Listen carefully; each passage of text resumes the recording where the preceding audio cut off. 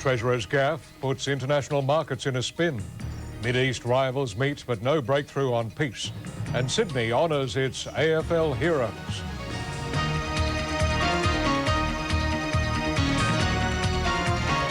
From National 9 News, this is Nightline with Jim Waley.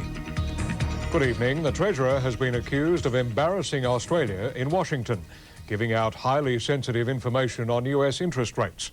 International financial markets reacted sharply after Mr. Costello revealed he'd been told by a top US official that interest rates were not likely to rise. Laurie Wilson has our report. It was, at the very least, indiscreet. Treasurer Peter Costello talking openly in Washington after a private briefing with the chairman of the US Federal Reserve, Alan Greenspan, about the future direction of US interest rates. I don't think there's any expectation at the moment that rates are going to rise. Mr. Costello's comments sparked a rally on international bond markets and prompted an immediate reaction at home. He's embarrassed us in the eyes of the world on a scale that makes even Alexander Downer look like a novice. The opposition has its own problems, though. The Prime Minister making it clear Mr. Evans' recent comments on the need for higher taxes would be a central issue in the forthcoming Lindsay by-election. I'm certain the battlers in the western suburbs of Sydney are going to really appreciate being told that they ought to pay more tax. Victorian Premier Jeff Kennett is also pushing the tax barrow, but not in a way to please the Prime Minister. Mr. Kennett has renewed his call for a broad-based consumption tax, and he's also warned of an impending recession. The likelihood is, based on trends, that there'll be one around the turn of the century. My fear is that it could come a little earlier. The Prime Minister apparently sees things differently. I think Jeff would have a holiday. Laurie Wilson reporting for Nightline. Rescuers are searching the Pacific Ocean off Peru following the crash of a Boeing 757. The Aero Peru jet came down shortly after taking off from the capital, Lima. There were 61 passengers and 9 crew on board. Flight 603 originated in Miami, but passengers transferred from a jumbo jet to the 757 in Lima for the onward leg to Santiago in Chile. 5 minutes after takeoff, the pilot reported mechanical trouble. There have been unconfirmed reports of survivors, but fog is hampering rescue efforts. Israeli Prime Minister Benjamin Netanyahu and Palestinian leader Yasser Arafat will return to peace negotiations in Washington shortly. The White House has talked up the initial meetings, but all sides agree there's a long way to go before any deal is likely. Once they sat down face-to-face on sofas in the Oval Office, Prime Minister Netanyahu and PLO Chairman Arafat at least appeared cordial to each other. American officials had said going into this two-day summit that feelings between the two were raw, sour. But President Clinton was said to be determined that this Oval Office hour would jumpstart the Middle East peace process. We've come a long way in the last 3 years. No one wants to turn back. In fact, Netanyahu quickly confirmed he will live up to agreements his predecessors made to the Palestinians. Absolutely, and our commitment to peace is also evident in the fact that we took up the President's kind offer, important offer, to come here and to try to put the peace process back on track. This is what we're doing together. Once the ice was broken, President Clinton wanted to keep Arafat and Netanyahu talking at all costs. Instead of steering his guests to their cars, he produced an impromptu lunch in the library on the White House ground floor.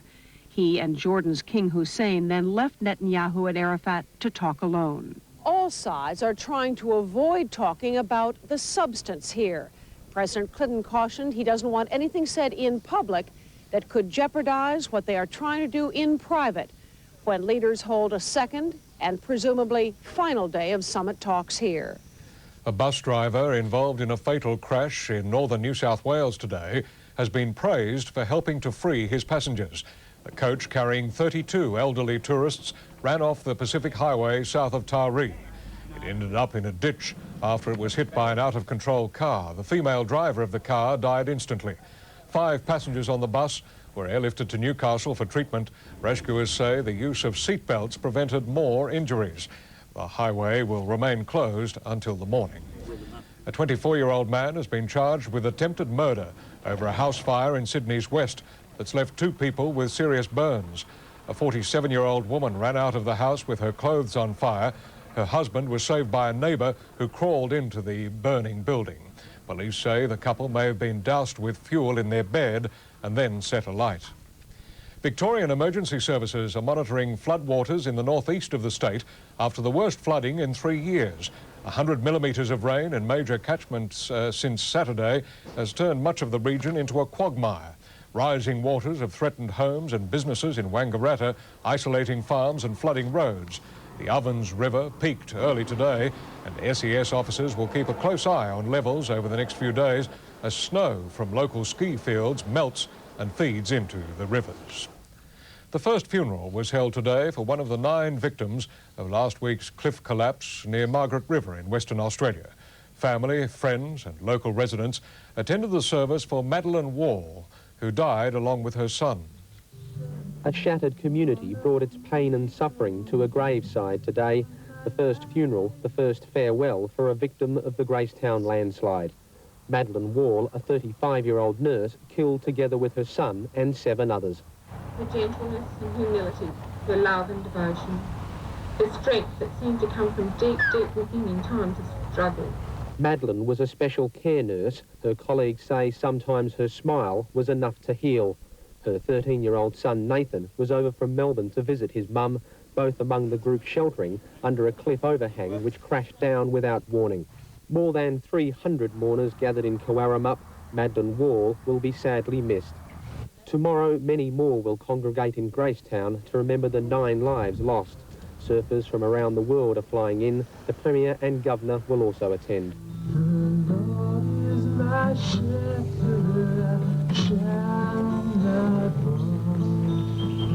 Gary Adsett in Margaret River, the Nightline. After the break, the link between breast cancer and alcohol, and the painting of Princess Diana that's raising eyebrows.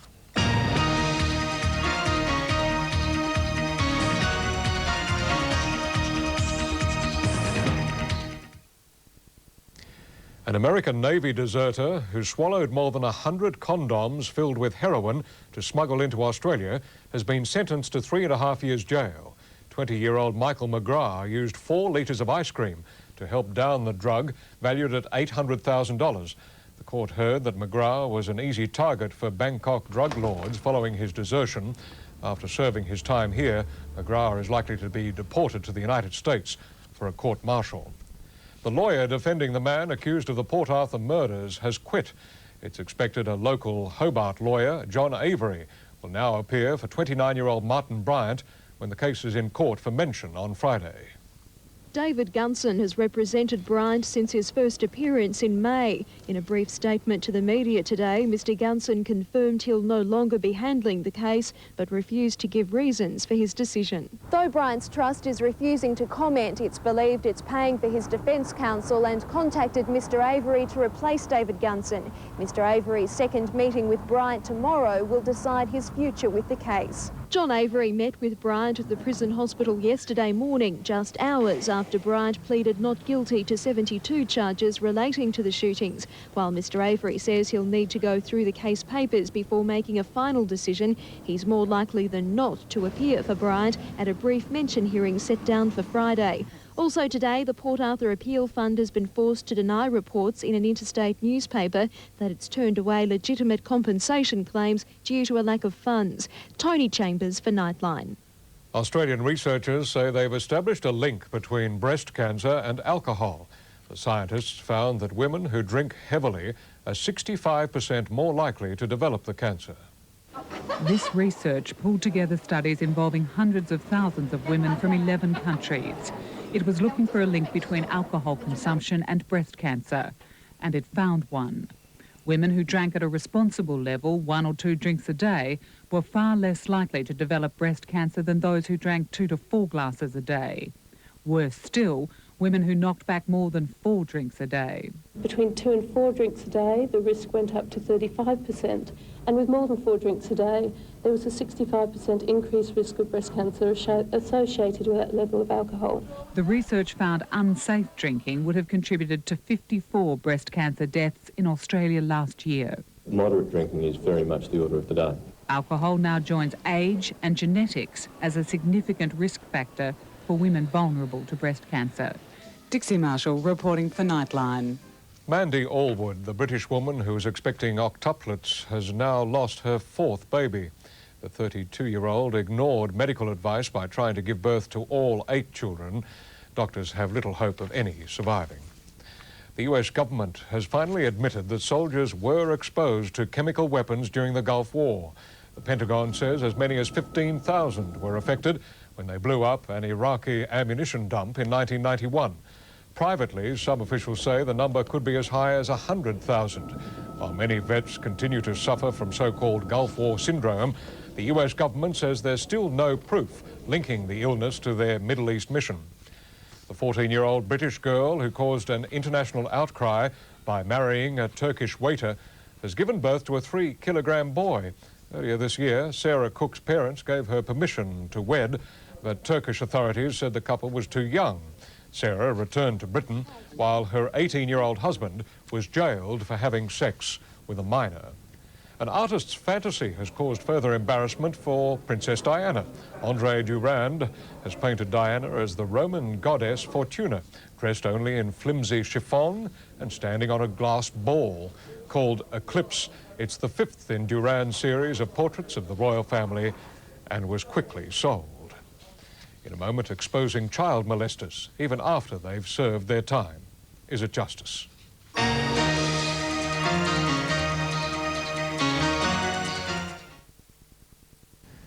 The Wood Royal Commission in New South Wales has certainly increased the national focus on child molesters. Other countries are also desperate to counter such crimes. The US Congress today brought in new laws making it illegal to use computer technology to appear to show children in sexual situations. In some American states, child molesters who've served their time are given no chance to forget their past. But is it sensible crime prevention or a witch hunt? I committed a sex crime back in 1970 when I was in high school on one of my cousins, which was younger than me. He was about 6 years old. I was 18. Rare this, even in America. These patients, most of them repeat offenders, are talking to us with the encouragement of their doctor, Elsa Marbin. All of these men have been convicted for child molesting. Some have had their pictures, their home addresses published in local newspapers. They look at you as an animal. They look at you as someone that just doesn't have you're just out there to victimize everyone. Paedophilia is such a problem in Dade County that this past week a community newspaper, The Crusader, produced this special edition, complete with names, faces, mini-biographies, addresses of child molesters. It's scaring the bad guys.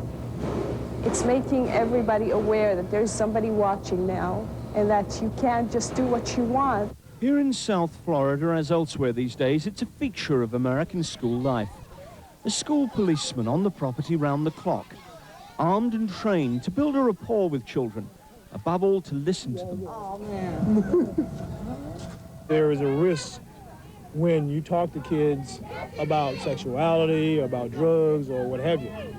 But I got to figure, when I was a kid, nobody talked to me about it.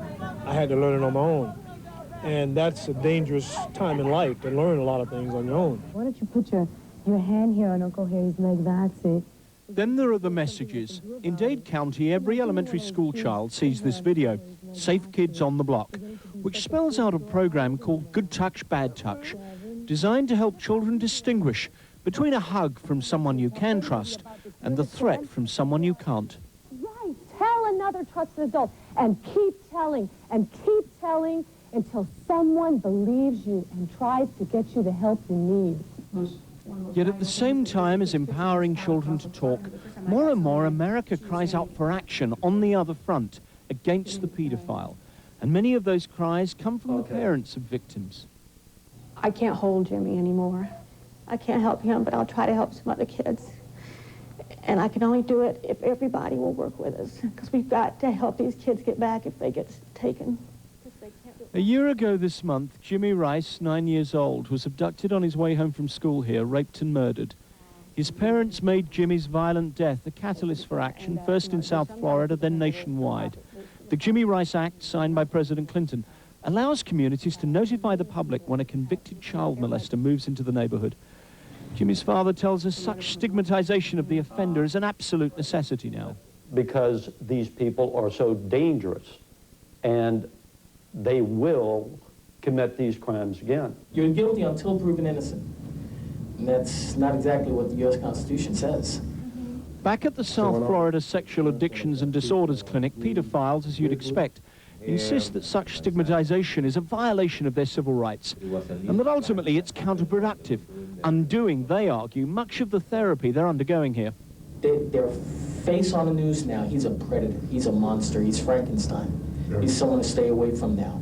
So all this help in all these few months or years that he's been in therapy, all shot to hell because now his self-esteem is just, everything's just shot. And what did that do to your mental state of mind? What you're getting is a lot of people that are becoming paranoid, becoming more angry. It's doing them no good to be approached by someone in a grocery store and said, hey, you're the guy whose picture I saw in the paper. You're a sexual predator. The issue increasingly then in America is not how far society will go. The front page of the Crusader newspaper tells you how militant society is becoming. No, the issue here is whether America believes there's any cure for the paedophile. More and more, it seems, establishment America's concluding that nothing can be done to rehabilitate the child molester. If they weren't coming back, we wouldn't be seeing them coming through our office time and time again.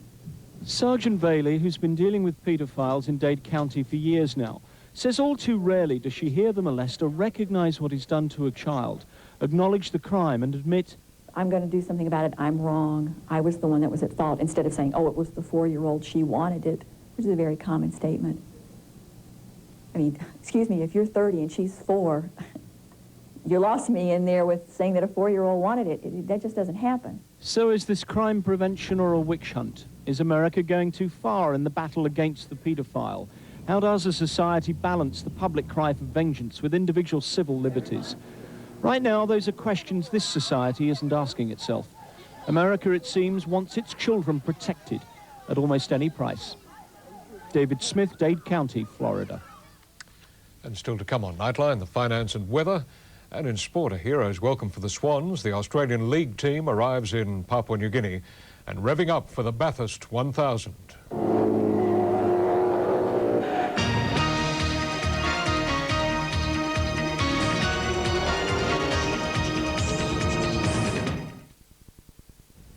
To sport now, and after a season exceeding the wildest dreams of the wildest fans, the Sydney Swans had their last hurrah today.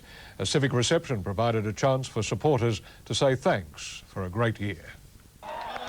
A fitting swan song for the year from 3,000 Sydney-siders.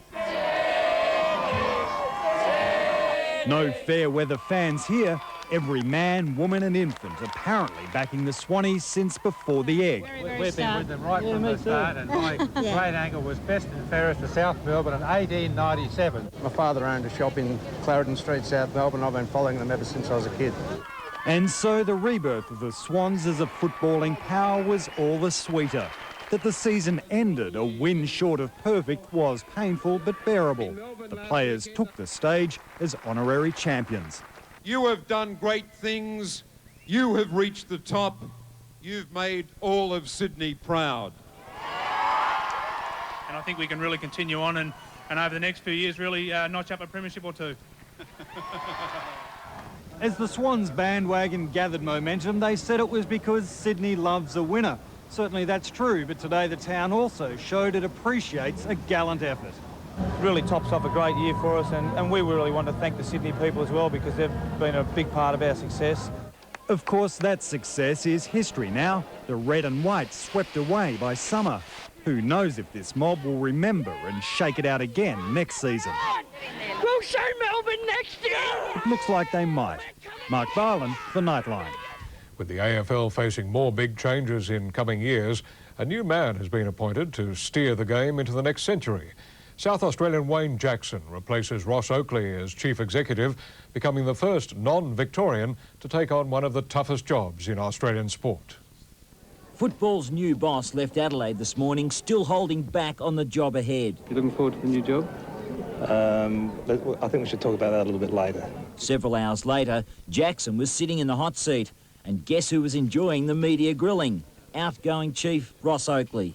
Oakley will stick around until mid-November to help with Jackson's transition. Then, the first non-Victorian to hold the post will be tested. Mergers likely to dominate his planning. I have a strong personal opinion, and that's reflected in the views of the Commission, which will be coming out in about a week's time. But on the outer, Richmond skipper Tony Free, after suffering another setback while recovering from major knee surgery.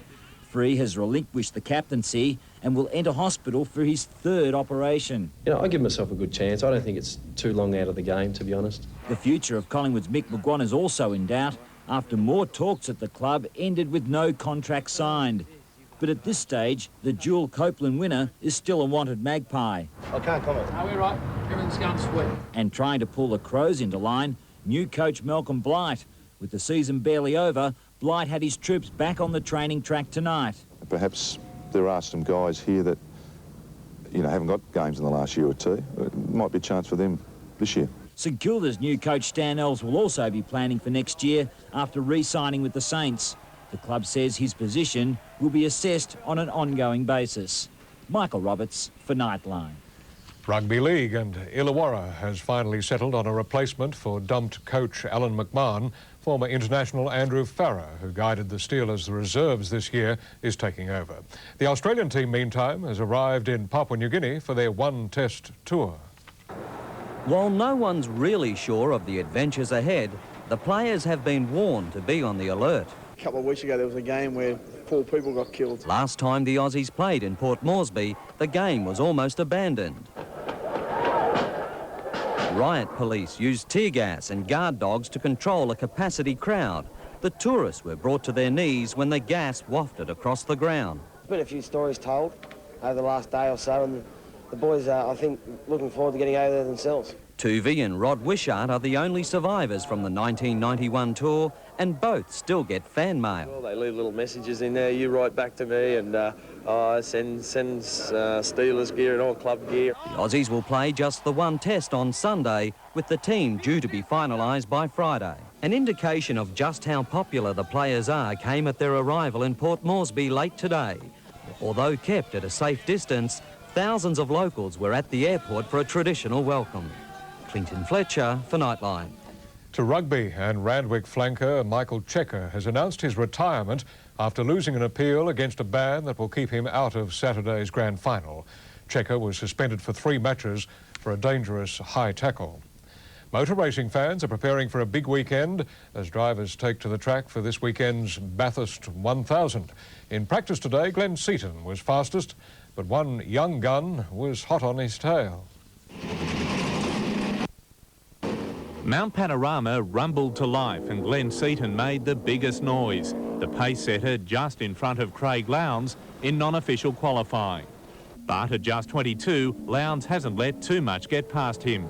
He's already been to Bathurst twice, his best placing second. But there are bigger mountains to climb for Lowndes. In 2 weeks' time, he's off to Europe, and as you'd expect, he's gunning for the top. This was my future a couple of years ago, and hopefully now I'm looking forward to Formula One if it happens. But first, he'll have to make the grade in Formula 3000. F1 still a way down the track. I'm sure he'll hold his own without any problems at all, but it is very tough.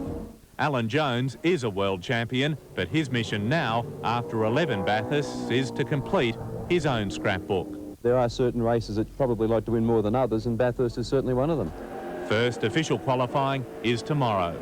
Peter Overton for Nightline. In finance news, struggling transport group TNT is the target of a $2 billion takeover bid by a Dutch postal and telecom group, KPN. TNT's board supports the bid, which would be one of the biggest takeovers by a foreign company in recent corporate history. The Australian share market applauded the news, pushing the All Ords up 29 points on the back of a strong banking sector. In Tokyo, the Nikkei was up 35 points. In London tonight, the FT100 continues to surge, up 19 points in morning trading. Gold is fetching $379.25 US an ounce. And in European trading tonight, the Australian dollar is buying 79.57 US cents, 1.21 Deutschmarks, 88 yen and 50p. The national weather, and there's a ridge of high pressure across central and eastern Australia, while another high is moving across from the west. The forecasts: storms for Darwin, fine in Brisbane, fine also in Sydney, Canberra and Adelaide, some showers for Melbourne and Hobart, and in Perth it should be a fine day ahead. That's the news this Wednesday night. We'll leave you with some of the latest and greatest machines on four wheels at the Paris Motor Show. There's a tribute to the cars made famous by the Bond movies. And there's also plenty for those preferring to drive at a more sedate pace. Good night.